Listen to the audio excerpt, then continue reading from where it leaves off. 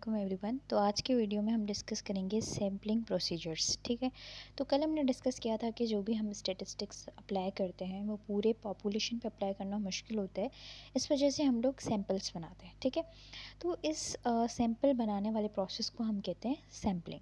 तो basically sampling ऐसा process है जिसके अंदर हम क्या करते हैं, हम एक बड़ी पॉपुलेशन में से एक छोटा सा सबसेट उठाते हैं और उन पे स्टडी कंडक्ट करते हैं और उसके जो रिजल्ट्स होते हैं वो रिप्रेजेंट करते हैं पूरी पॉपुलेशन को। ठीक है, हमने एक और टर्म पढ़ा था विच इज़ रैंडम सैम्पलिंग। अब रैंडम सैम्पलिंग जो था हमने डिस्कस किया था कि भाई हम जो सैम्पलिंग करते हैं वो रैंडम बंदों को उठाते हैं, रैंडम इंडिविजुअल्स को उठाते हैं। ठीक है, but it's not always that हम जो भी उठा रहे हैं वो रैंडम सैम्पलिंग करें, जो भी इंडिविजुअल उठा रहे हैं उसको हम रैंडम सैम्पलिंग करें। हमारे पास और भी टेक्निक्स होती हैं जो हम यूज़ करते हैं सैम्पलिंग के अंदर। ठीक है, तो वो हम आगे जाके डिस्कस करेंगे। अब सबसे पहले सैम्पलिंग हम किस तरह क्यों करते हैं, तो इसकी इंपॉर्टेंस ये है कि जो हमारे रिसर्चर्स हैं उनको ईजी हो जाता है स्टडी कंडक्ट करना ओवर द पॉपुलेशन। बिकॉज जब एक बड़ी पॉपुलेशन होती है उसमें से हर बंदे को स्टडी करना मुश्किल है, दैट्स वाई हम सैंपल उठाते हैं और वो पूरे हमारे पॉपुलेशन को रिप्रेजेंट करते हैं।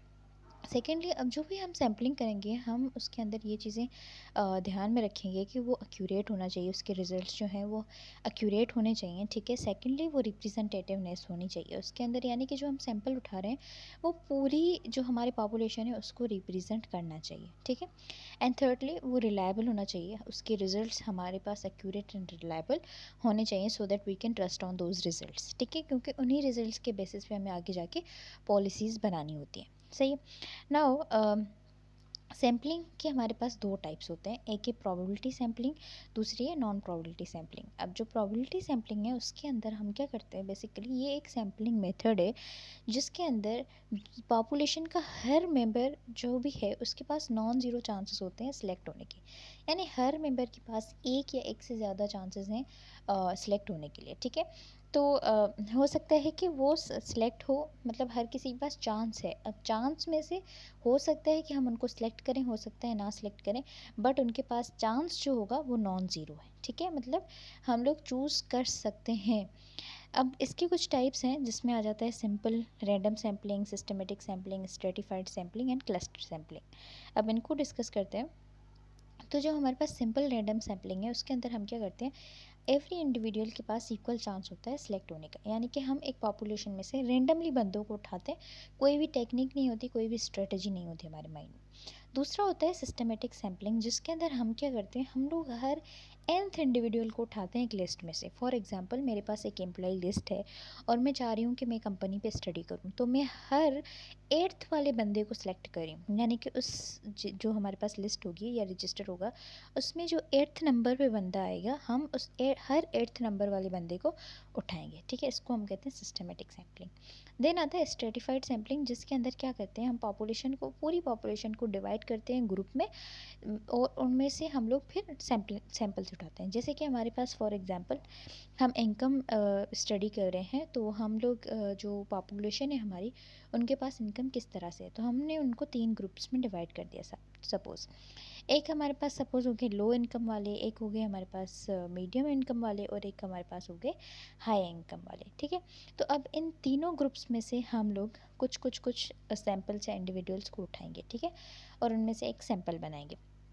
तो ये जो हमने पूरी पॉपुलेशन को 3 ग्रुप्स में डिवाइड किया और फिर उनमें से हमने इंडिविजुअल्स को उठाया, उसको हम बोलते हैं स्ट्रेटिफाइड सैम्पलिंग। उसके बाद आता है हमारे पास क्लस्टर सैम्पलिंग।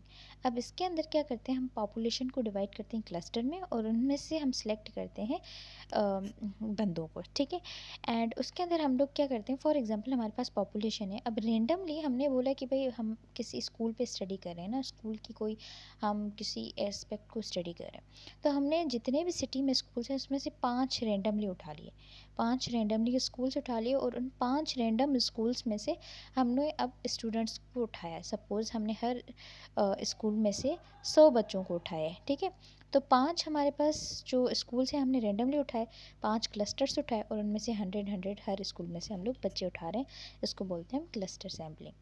अब उसके बाद हमारे पास आ जाता है दूसरा जिसको हम बोल रहे हैं नॉन प्रोबेबिलिटी सैम्पलिंग। सही, अब नॉन प्रोबेबिलिटी सैम्पलिंग के अंदर हम लोग क्या करते हैं, नॉन प्रोबेबिलिटी सैम्पलिंग के अंदर हम लोग क्या करते हैं, हर इंडिविजुअल के पास कोई भी हमारे पास नॉन रैंडम क्राइटेरिया होता है, यानी कि हमारे पास कोई मेथड होता है, कोई स्ट्रेटजी होती है जिसके बेसिस पे हम लोग बंदों को उठाते हैं। लाइक हर बंदे के पास कोई चांस नहीं है कि वो उठाया जाए, ठीक है। तो यहाँ पे नॉन रैंडम क्राइटेरिया है, कोई भी रैंडमली हम नहीं उठाते, हमारे पास एक स्ट्रेटजी होती है माइंड में, हम उसके बेसिस पे बंदों को उठाएंगे, ठीक है, यानी कि इंडिविजुअल्स को उठाएंगे। तो अब इसके भी कुछ टाइप्स हैं हमारे पास, इसको वन बाय वन हम डिफाइन करते हैं। अच्छा, यहाँ पे हमारे मिस्टेक होगी, यहाँ पे नॉन प्रोबेबिलिटी सैम्पलिंग है, ठीक है। अब इसके टाइप्स पे आ जाते हैं। सबसे पहले कन्वीनियंस सैम्पलिंग है। कन्वीनियंस सैम्पलिंग में हम उन इंडिविजुअल्स को उठाते हैं जो रिसर्चर को एक्सेसिबल हों। फॉर एग्जांपल, मैं पूरी यूनिवर्सिटी में जो हमारे पास सीएस डिपार्टमेंट है उसके अंदर एवरेज जीपीए फाइंड करना चाहती हूँ। तो मैं क्या कर रही हूँ, मैं अपने ही क्लास के सारे बंदों को सैंपल उनका बना रही हूँ, ठीक है। अब क्या है कि मैं चाहती तो सीएस में से हम रैंडम बंदे उठा सकते थे, लेकिन क्योंकि मेरे पास एक्सेसिबल, मेरा क्लास मुझे ज़्यादा एक्सेसिबल लग रहा है, ज़्यादा कन्वीनियंट लग रहा है, तो मैं सिर्फ अपने क्लास के बंदों को उठा रही हूँ, ठीक है। देन हमारे पास है पर्पसिव सैम्पलिंग। अब इसके अंदर क्या होता है, इसके अंदर हम कोई स्पेसिफिक करेक्टरिस्टिक्स देखते हैं, उसके बेसिस पे हम लोग इंडिविजुअल्स को उठाते हैं, ठीक है। यानी कि जो भी हमारी सिलेक्शन होती है, हम कुछ बंदों के अंदर कोई स्पेसिफिक करेक्टरिस्टिक देखेंगे और उनको अपनी स्टडी के अंदर लेके आएंगे। देन हमारे पास कोटा सैम्पलिंग है।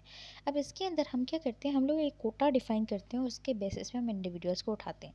सपोज़ मैंने बोला कि मेरी स्टडी के अंदर भाई 40% जो है वो मेन होंगे और 60% वुमेन होंगी।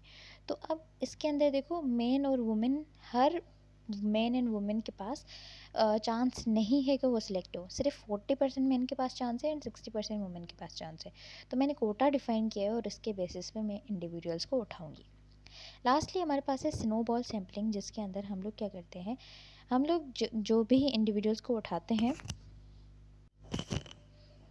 वो किसी न किसी रेफरेंस के ऊपर होता है। फॉर एग्ज़ाम्पल, मैं कोई स्टडी कर रही हूँ कोई साइकोलॉजिकल डिसऑर्डर के बारे में, तो मैंने किसी एक पेशेंट को स्टडी किया। अब उस एक पेशेंट ने मुझे रेफ़र किया कि भाई ये भी एक पेशेंट है जो सेम साइकोलॉजिकल डिसऑर्डर से गुजर रहा है। तो फिर मैंने क्या किया, फिर मैंने उस बंदे को उठाया और उसकी स्टडी की, फिर उसने किसी और को रेफ़र किया। तो इस तरह से हम रेफरेंस के बेसिस पे अपना सैम्पल बनाते हैं, ठीक है। तो हमारे पास, हमने आज सैम्पलिंग पढ़ी जिसके अंदर हमने दो चीज़ें पढ़ी थी, प्रोबेबिलिटी सैम्पलिंग पढ़ी हमने, और नेक्स्ट हमने पढ़ा था नॉन प्रोबेबिलिटी सैम्पलिंग। तो जस्ट फॉर क्विक रिव्यू, हमने प्रोबेबिलिटी सैम्पलिंग के अंदर पढ़ा कि हम लोग क्या करते हैं, हम हर एक इंडिविजुअल के पास इक्वल चांस होता है, मतलब नॉन ज़ीरो चांस होता है सिलेक्ट होने का, ठीक है।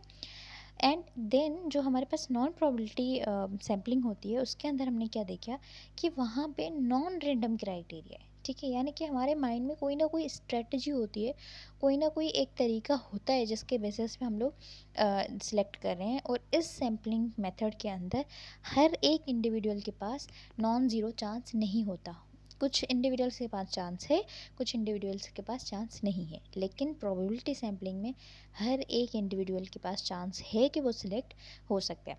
और फिर हमने इनके फर्दर मज़ीद जितने भी इनके टाइप्स थे उनको हमने डिफ़ाइन किया। अब आगे जाके हम लोग मज़ीद स्टैटिस्टिक्स के नेक्स्ट कुछ और टॉपिक्स को कवर कर रहे होंगे। So this is all about this video.